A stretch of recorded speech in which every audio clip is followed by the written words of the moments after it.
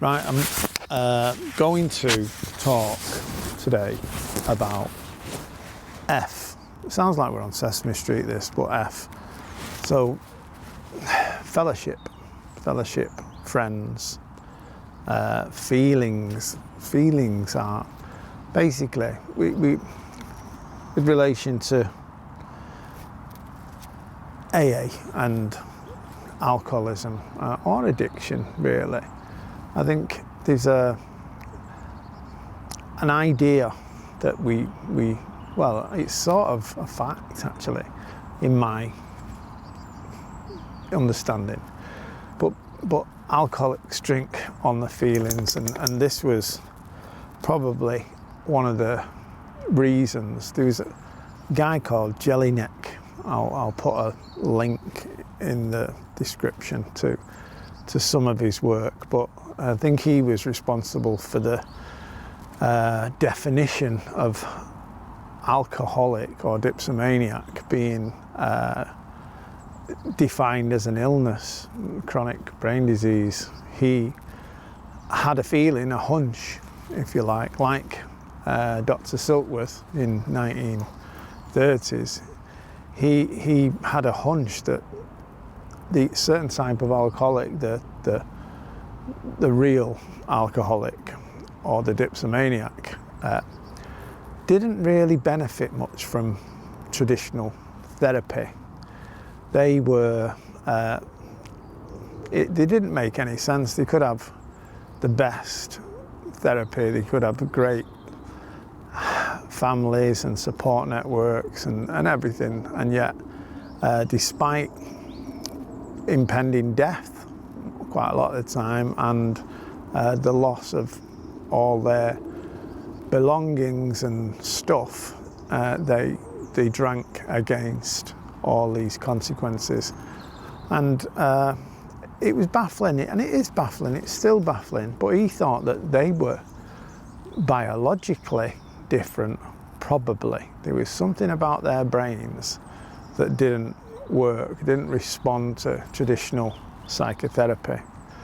And having talked to thousands of alcoholics, he decided on their accounts, they were saying to him that they drank on their emotions. They felt emotionally thin-skinned. They were more sensitive. Their feelings were more heightened. They were hypersensitive, and their sensitivity was too much for them to endure life sober. So they drank, and they didn't know why they were different, why they had these heightened senses, these feelings that were overwhelming. But they all claimed that this was a problem that was specific to alcoholics. Anyway, he believed them, because you've got to take people as you find them, and it made sense. They all did seem to be emotionally immature. So he set out to do an experiment to prove them right and prove him right, that it was like an emotional, mental condition that was centered in the mind, and that these people they had a defective brain and they weren't like normal people. So he got quite a large sample. I'm not sure, but we'll say for the sake of this, 1,000 alcoholics and 1,000 non-alcoholics, just students who didn't drink. So he subjected them to a rigorous experiment that tested the dilation of the pupils, the palpitation, the heart rate, sweat on the palms. So he had monitors all over the body, hands, chest, measuring the pupil dilation, and he showed them a lot of images that were supposed to evoke emotional responses appropriate emotional responses. And they were the four, happy, sad, angry and scared. So they were the four main emotions. So he showed them pictures that would evoke happiness, would evoke anger, would evoke fear,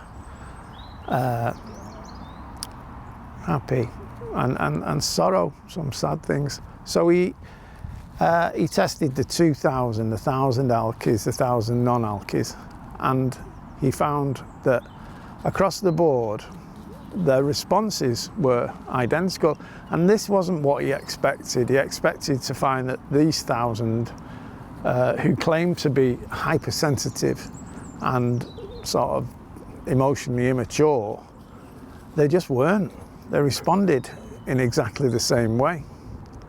So he thought, right, I'll mix it up a bit. I'll give them all alcohol and see what happens. So he gave them all 1 fluid ounce of bourbon whiskey, and the results were immediate and quite striking.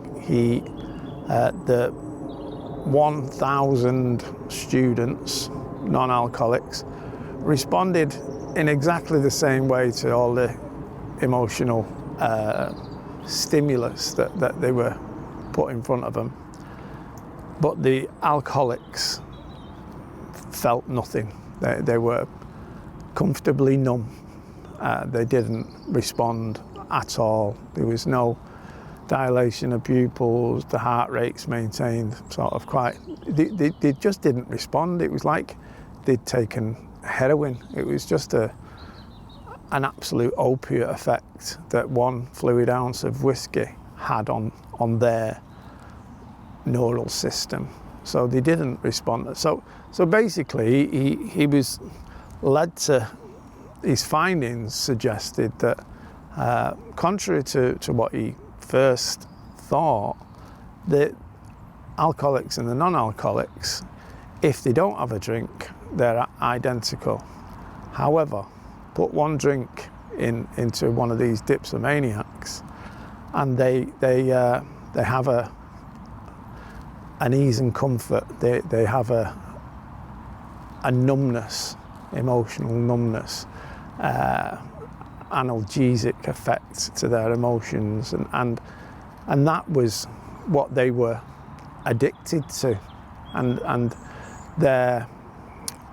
what felt to them like hypersensitivity was basically because they weren't used to dealing with emotional stuff. So they were like teenagers most of their life. Everything felt awkward, anxious and shy. They were going through puberty in their adulthood when they put the drink down.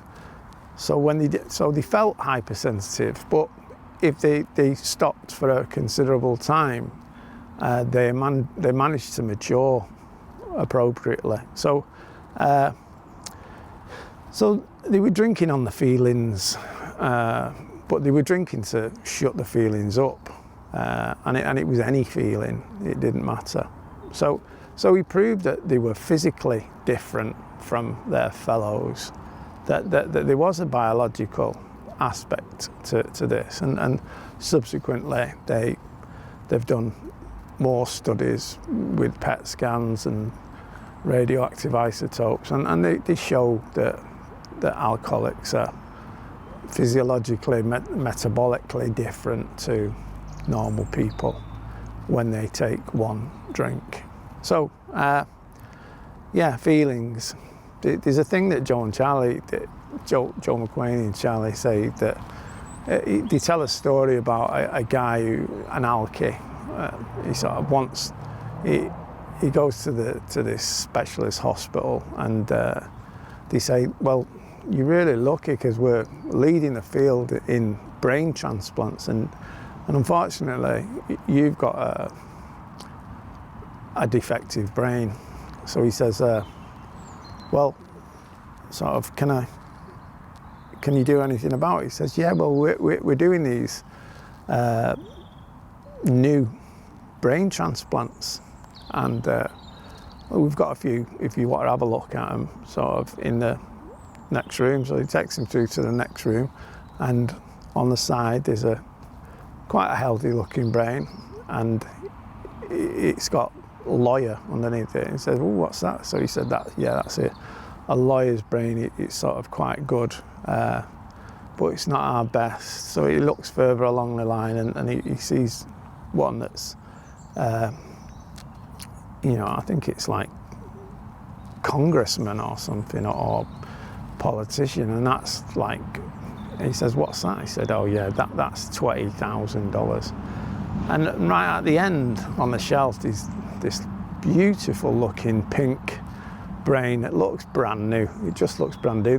The others look a little bit sort of green and battered and stuff like that, but this one looks like it's just never been used." And he goes, "What's that?" So he says, "Oh, that's an Alki's brain." So he said, he said, "That's 100,000. You can't afford that." So he says, "What?" He said, "I expected an Alki's brain to be all, dried up or stuff like that." And he said, "No, Alki's, they never use the brain. They just act on feelings, and that's the truth. Alki's. It says we are driven by 100 forms of fear, self-delusion and self-pity. So, like, fear is quite often the main driving factor. We react. We don't think. So, we've never thought, most people who are Alkies, they never think about what they do. They just react. And it's out of fear, pride, sort of things that they, want to, maybe people, people pleasers or whatever. Or they're acting out of fear. But yeah, there's a lot of self-delusion as well. It says we're driven by 100 forms of fear, self-delusion and self-pity. Self-delusion was big for me. I was real rock bottom, skid row drinker, but I thought I can manage this, and everyone else. I looked down at my nose at these normal people going into rehab. I just thought they were sort of lightweights and soft asses. And I was deluded, about, so I created this delusion of myself as this Rambo type character who could put up with any situation, any hardship, and thrive. And that was a delusion, and I was driven by that. Another is self-pity. Self-pity, guilt, shame, remorse. That drives a lot of drinking. You're looking, you compare and despair, and we can spend a long time doing that. But that drives a lot of what we do, self-pity. And unpicking all that is complicated. Unpicking our feelings and finding out why we do what we do is, it can be difficult, but it is very interesting. It's a voyage of self-discovery. And when you stop drinking, starting to live in your feelings is tough at first, but it gets better and it gets interesting. Like I say, you can mature. You don't have this feeling, the feelings that we have when we first come round, they don't last forever. It's one of them, stick it out, you'll grow up. And sometimes, it says in the promises, sometimes we learn, we start looking forward to like exciting adventures and challenges rather than problems. We like overcoming things, whereas we used to rail against them. But it's good. So that was feelings. Fellowship is another thing. I just met a mate this morning who's in the fellowship, does a lot of work, a lot of service, and I'm going to try and help him get into the public sector, you know, but just basically the public sector is, in the UK, they're not really interested in AA or what they do, because they well, it doesn't have a good press. So I want to promote the work and the potential work that the fellowships might do to help people with alcohol problems in the criminal justice system, because most of them don't want to be there, and but they don't see an alternative. Like me, they resign themselves to the fact that this is all that's on offer, because it is all that's on offer. All that probation offered is monitoring, recording, containment and control, enforcement. That's their gig now. So yeah, I'd like to say, you know, all this stuff that you want, it's easier done if the clients are bought in and they get some help and they start understanding why their behaviour is so antisocial and why they do what they do. They don't know why they're doing, and they come across as liars, devious, and you know, they're assumed to be like that. But anyway, that's the thing about the fellowship, that I'm going to help my mate in the fellowship. A couple of weeks ago, I mean, I've got neuropathy in my hands. It's a result of the cancer treatments, and my feet, and I'm not well. I'm still not well. And yeah, I just phoned a guy in the fellowship who's older than me, and you know, but he's quite handy, and he came round within 5 minutes and did these plumbing jobs that I couldn't do. And you know, I've had loads of benefits. People have given me money and paid for me holidays and all sorts of stuff, you know, friends in fellowship, because they share the love, and they share the love of recovery, and they share the day at a time stuff. So yeah, fellowship is great, friendship is great. If you're drinking, continuing to drink, you will end up with just you and the booze. And one of the main presenting features of alcoholism is isolation. You end up on your own, being isolated from family, friends, blah, blah, blah. You know, the drink makes you detach from them people because they want you to stop. Anyway, and fellowship is the solution. So, yeah, I'll leave it that on F today. That was all right. Talk tomorrow.